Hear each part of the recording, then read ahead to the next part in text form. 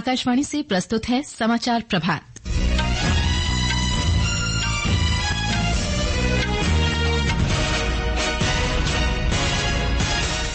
Britain के विदेश मंत्री डेविड लैमी ने नई दिल्ली में प्रधानमंत्री नरेंद्र मोदी से मुलाकात की। प्रधानमंत्री ने कहा, भारत ब्रिटेन के साथ द्विपक्षीय संबंधों को मजबूत करने और मुक्त व्यापार समझौते के लिए प्रतिबद्ध। केंद्रीय मंत्री अन्नपूर्णा देवी ने कहा, महिला और बाल विकास के लिए अधिक बजट आवंटन सरकार की महिला नीति विकास की प्रतिबद्धता दर्शाता है। लद्दाख में 58 पंचायतों ने सरकार की राष्ट्रव्यापी पहल के अंतर्गत श्रेय मुक्त पंचायत का दर्जा हासिल किया। देश के पश्चिमी और मध्य भागों में अगले कुछ दिनों तक बहुत तेज बारिश की संभावना और पेरिस ओलंपिक में भारतीय तीरंदाज आज अपना अभियान शुरू करेंगे। समाचार प्रभात के साथ मैं फरहत नाज। ब्रिटेन के विदेश मंत्री डेविड लैमी ने कल शाम नई दिल्ली में प्रधानमंत्री नरेंद्र मोदी से मुलाकात की। इस मुलाकात के बाद श्री मोदी ने कहा कि भारत ब्रिटेन के साथ द्विपक्षीय संबंधों को और मजबूत करने के लिए प्रतिबद्ध है। प्रधानमंत्री ने परस्पर लाभकारी मुक्त व्यापार समझौते को अंतिम रूप दिए जाने की तत्परता का स्वागत किया। विदेश मंत्रालय ने बताया कि ब्रिटेन के विदेश मंत्री के रूप में पहली भारत यात्रा में श्री लैमी ने राष्ट्रीय सुरक्षा सलाहकार अजीत डोभाल से भी मुलाकात की। विदेश मंत्री डॉ सुब्रमण्यम जयशंकर के साथ बातचीत में भारत ब्रिटेन वर्चुअल शिखर सम्मेलन 2021 के दौरान सहमत रोड मैप 2030 की भी समीक्षा की गई। विदेश मंत्री डॉ जयशंकर ने कहा है कि भारत और ब्रिटेन के संबंध अत्यंत महत्वपूर्ण हैं और इसमें अपार संभावनाएं हैं। उन्होंने कहा कि वैश्विक मुद्दों और अंतर्राष्ट्रीय मंचों पर भारत और ब्रिटेन का मिलकर काम करना आवश्यक है। We are both countries which have a big global presence in different ways. So I think it's also important that India and the UK work together on global issues and in global platforms. दोनों देशों ने व्यापार और निवेश, रक्षा और सूचना प्रौद्योगिकी, artificial intelligence, नवाचार, जलवायु परिवर्तन और हरित ऊर्जा जैसे प्राथमिकता क्षेत्रों में द्विपक्षीय सहयोग बढ़ाने पर जोर दिया तथा ब्रिटेन भारत प्रौद्योगिकी सुरक्षा पहल आरंभ किए जाने का स्वागत किया। ब्रिटेन में नई सरकार के गठन के बाद वहां के विदेश मंत्री की भारत यात्रा दोनों देशों के बीच संबंध और व्यापक रणनीतिक भागीदारी मजबूत करने की प्रतिबद्धता दर्शाती है। संसद के दोनों सदनों में आज भी आम बजट और जम्मू कश्मीर के बजट पर चर्चा जारी रहेगी। कल लोकसभा में बजट पर चर्चा के दौरान कांग्रेस की कुमारी शैलजा ने कहा कि देश में बेरोजगारी बढ़ती जा रही है। उन्होंने मजदूरों के न्यूनतम वेतन का मुद्दा उठाया। भाजपा के विप्लव कुमार देव ने कहा कि नरेंद्र मोदी सरकार ने आर्थिक व्यवस्था को पारदर्शी बनाया है। उन्होंने कहा कि ये बजट देश के विकास के लिए है। वहीं समाजवादी पार्टी के वीरेंद्र सिंह ने आरोप लगाया कि भाजपा नेतृत्व वाली केंद्र सरकार ने बजट में उत्तर प्रदेश की अनदेखी की है। तृणमूल कांग्रेस के अभिषेक बनर्जी ने रोजगार, नोटबंदी और विपक्षी नेताओं के खिलाफ केंद्रीय एजेंसियों के कथित दुरुपयोग के मुद्दे पर सरकार की आलोचना की। डीएमके पार्टी के दयानिधि मारन ने बजट में तमिलनाडु की अनदेखी करने का आरोप लगाया। वहीं तेलुगु देशम पार्टी के श्रीब्रत मुथुकुमिली ने बजट को दूरदर्शी और विकसित भारत के प्रति सरकार की अटूट प्रतिबद्धता का उदाहरण बताया। उधर राज्यसभा में भी कल आम बजट पर चर्चा हुई। कांग्रेस के वरिष्ठ नेता पी चिदम्बरम ने बेरोजगारी और महंगाई का मुद्दा उठाया। उन्होंने अग्निवीर योजना रद्द करने और नीट परीक्षा को खत्म करने की मांग की। वित्त मंत्री निर्मला सीतारामन ने बजट में कुछ राज्यों के साथ भेदभाव के आरोप को खारिज किया है। राज्यसभा में उन्होंने आरोप लगाया कि कांग्रेस के नेतृत्व में विपक्ष लगातार ये धारणा बनाने का प्रयास कर रहा है कि विपक्षी दलों वाले राज्यों को बजट में कुछ नहीं दिया गया है। उन्होंने कहा कि अगर किसी विशेष राज्य का उल्लेख बजट भाषण में नहीं है तो इसका मतलब ये नहीं कि केंद्र सरकार की योजनाओं का लाभ उन राज्यों को नहीं मिलेगा। केंद्रीय महिला एवं बाल विकास मंत्री अन्नपूर्णा देवी ने कहा है कि बजट में महिलाओं के कल्याण और सशक्तिकरण के लिए जेंडर बजट आवंटन 3,30,000 करोड़ रुपए है। यह आवंटन पिछले वर्ष की तुलना में 37.3% ज्यादा है। उन्होंने कहा कि महिला सशक्तिकरण के प्रति सरकार के संकल्प को दर्शाता है। रेल, सूचना प्रसारण और इलेक्ट्रॉनिकी तथा संचार मंत्री अश्विनी वैष्णव ने कहा है कि बजट में आंध्र प्रदेश में रेलवे के लिए 9,151 करोड़ रुपए की बड़ी रकम निर्धारित की गई है। श्री अश्विनी वैष्णव ने आंध्र प्रदेश के लिए बजट प्रावधानों की जानकारी देते हुए कहा कि 2009 से 2014 तक संयुक्त आंध्र प्रदेश के लिए औसत बजट आवंटन केवल 886 करोड़ रुपए था। इस वर्ष इसमें लगभग 10 गुना वृद्धि की गई है। उन्होंने बताया कि आंध्र प्रदेश में चल रही नई पटरियां बिछाने से संबंधित रेल परियोजनाओं की कुल लागत 63,743 करोड़ रुपए है। भारतीय रेलवे ने पंजाब के लिए अपने बुनियादी ढांचे और विकास परियोजनाओं में महत्वपूर्ण बढ़ोतरी की है। ये रेल नेटवर्क को आधुनिक बनाने और क्षेत्रीय संपर्क बढ़ाने की मजबूत प्रतिबद्धता का परिचायक है। पत्र सूचना कार्यालय की प्रेस विज्ञप्ति के अनुसार पंजाब के रेल नेटवर्क के लिए बजट आवंटन में लगभग 23 गुना बढ़ोतरी की गई है। वार्षिक औसत बजट परिव्यय 2009-2014 के 225 करोड़ रुपए से बढ़कर वित्तीय वर्ष 2024-25 में 5,147 करोड़ रुपए हो गया है। एक रिपोर्ट। बुनियादी ढांचे के विकास के संदर्भ में 2009 से 2014 के बीच नई पटरियों का औसत वार्षिक निर्माण 29 किलोमीटर से बढ़कर 35 किलोमीटर हो गया है और प्रति वर्ष 163 किलोमीटर पटरियों के विद्युतीकरण से राज्य में अब रेलवे ट्रैक का 100% विद्युतीकरण कर लिया गया है। वर्तमान में 19,843 करोड़ रुपए के निवेश से कुल 1,158 किलोमीटर में नई पटरियां बनाने के उद्देश्य से 12 परियोजनाएं चल रही हैं। इसके अलावा राज्य भर में 30 स्टेशनों को अमृत स्टेशनों के रूप में विकसित किया जाना है। शिशु शर्मा शांतल, आकाशवाणी समाचार, जालंधर। बिहार में उच्च शिक्षण संस्थानों के प्रमुखों ने बजट में शिक्षा संबंधी प्रावधानों की सराहना की है। आकाशवाणी समाचार से बातचीत में राजगीर के नालंदा विश्वविद्यालय के अंतरिम कुलपति प्रोफेसर अभय कुमार सिंह ने कहा है कि ये बजट नालंदा विश्वविद्यालय की विरासत को पुनः स्थापित करने के प्रयासों को मजबूती देगा।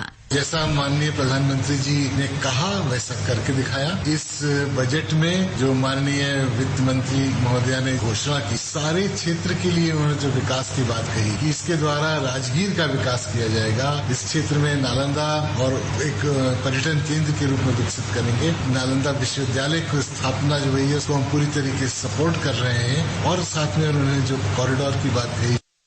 वहीं तेलंगाना के उप मुख्यमंत्री और वित्त मंत्री मल्लू भट्टी विक्रमार्क आज विधानसभा में बजट प्रस्तुत करेंगे। पिछले वर्ष दिसंबर में कांग्रेस सरकार के सत्ता में आने के बाद ये पहला पूर्ण बजट होगा।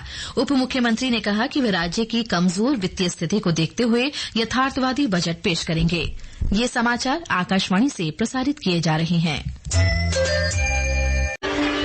पता है कैसे गुड़िया स्कूल जाती, कैसे गांव-गांव में बिजली आती, कैसे महिलाएं सशक्त बनती, कैसे देश की सुरक्षा सुनिश्चित होती, कैसे हाईवे और सड़कें एक दूसरे से जुड़ती है, कैसे स्वास्थ्य सेवाएं जन जन तक पहुंचती, कैसे चंद्रयान भारत का तिरंगा चांद पर लहराता,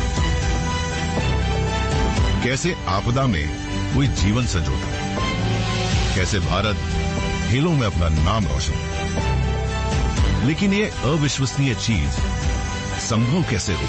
जो इन सब को संभव बनाता है वो भारत का आयकर दाता है। तो देश हित के लिए निभाए अपना कर्तव्य। निर्धारण वर्ष 2024-2025 के लिए देय तिथि 31 जुलाई 2024 से पहले अपना आयकर रिटर्न अवश्य भरें। प्रत्येक आयकर दाता एक राष्ट्र निर्माता। समाचार प्रभात में आपका फिर स्वागत है। प्रधानमंत्री नरेंद्र मोदी की राष्ट्रव्यापी पहल के अंतर्गत लद्दाख की 58 ग्राम पंचायतों को क्षय रोग मुक्त पंचायत का दर्जा दिया गया है। केंद्रीय क्षय रोग विभाग और पंचायती राज मंत्रालय ने ये घोषणा की। इस अभियान का उद्देश्य पंचायती राज संस्थानों को क्षय रोग से प्रभावी ढंग से निपटने के लिए सशक्त बनाना है। मौसम विभाग ने देश के पश्चिमी और मध्य भागों में अगले कुछ दिन तक तेज वर्षा का अनुमान जारी किया है। गुजरात, कोंकण, गोवा और महाराष्ट्र में कल तक मूसलाधार वर्षा जारी रहेगी। वहीं तटीय कर्नाटक और उड़ीसा में कुछ जगहों पर कल तक तेज वर्षा हो सकती है। खेलों में भारत आज से पेरिस ओलंपिक 2024 में अपने अभियान की शुरुआत करेगा। ओलंपिक खेलों का उद्घाटन समारोह कल होगा। एक रिपोर्ट। भारत की ओर से आज तीरंदाजी के व्यक्तिगत रैंकिंग राउंड में दीपिका कुमारी, अंकिता भगत, भजन कौर, बी धीरज, तरुणदीप रॉय और प्रवीण जाधव चुनौती पेश करेंगे। भारतीय दल की नजर ओलंपिक खेलों की तीरंदाजी स्पर्धा में पदक जीतने पर रहेगी। अन्य चरण 28 जुलाई से 4 अगस्त के बीच आयोजित होंगे। महिला रैंकिंग राउंड आज भारतीय समय अनुसार दोपहर 1 बजे से, जबकि पुरुष रैंकिंग राउंड शाम 5:45 पर शुरू होगा। भारत ओलंपिक खेलों में तीरंदाजी की सभी 5 स्पर्धाओं में चुनौती पेश करेगा। समाचार कक्ष से मुकेश कुमार बल। एशिया कप महिला क्रिकेट के सेमीफाइनल में कल वर्तमान चैंपियन भारत का मुकाबला बांग्लादेश से और मेजबान श्रीलंका का पाकिस्तान से होगा। दोनों मैच दाम्बुला में खेले जाएंगे। क्रोएशिया ओपन टेनिस के क्वार्टर फाइनल में भारत के यूकी भाम्बरी और फ्रांस के अल्बानो ओलिवेटी की जोड़ी को फ्रांस के मैनुअल गोइनार्ड और ग्रेगोरी जैक की जोड़ी से हार का सामना करना पड़ा। सेमीफाइनल में आज फ्रांस के मैनुअल गोइनार्ड और ग्रेगोरी जैक की जोड़ी का मुकाबला ब्राजील की मार्सेलो जोरमान और फर्नांडो रोम्बोली से होगा। अभी मिले समाचार के अनुसार केरल में आकाशवाणी के पूर्व समाचार संपादक पी चंद्रशेखरन का आज सुबह कोझिकोड के एक अस्पताल में निधन हो गया। वे 94 वर्ष के थे।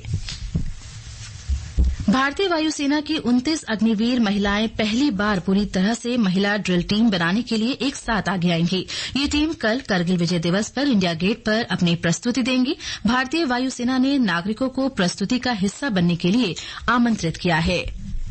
अमरनाथ गुफा के लिए 3089 तीर्थयात्रियों का एक और जत्था जम्मू के भगवती नगर आधार शिविर से कश्मीर घाटी के लिए रवाना हुआ।